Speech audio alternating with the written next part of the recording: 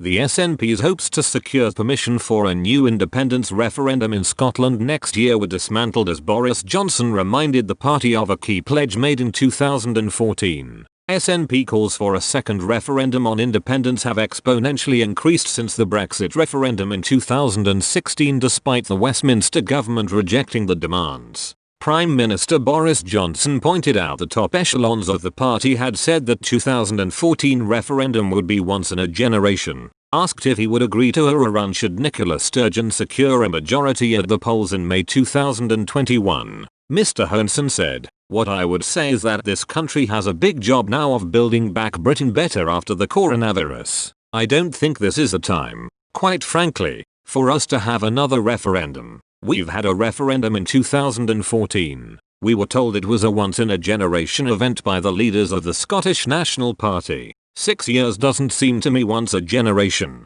First Minister Sturgeon earlier this year urged Mr. Johnson to allow a new referendum after the SNP secured the majority of Scottish Commons' seats at the general election in December. Ms. Sturgeon has argued Scotland should be allowed to hold a vote after both the Brexit referendum and the subsequent two general election highlighted a clear difference of directions from the rest of the UK. Support for the Yes campaign has increased over the past few months, a spike many have linked to Ms. Sturgeon's conduct throughout the coronavirus pandemic. But Mr. Johnson struck down the suggestion of a breakup of the union, warning Scottish voters the SNP will be handing back control to Brussels if given the chance. The Scottish government has signalled they would have Scotland apply for membership of the European Union should the SNP successfully campaign for independence. Last month Ms. Sturgeon announced she will set out plans for a new independence referendum before the next Scottish election scheduled for May 2021. The First Minister maintained combined impact of the coronavirus pandemic and Brexit had highlighted the limitations the Scottish government has been grappling with while trying to protect and renew the nation.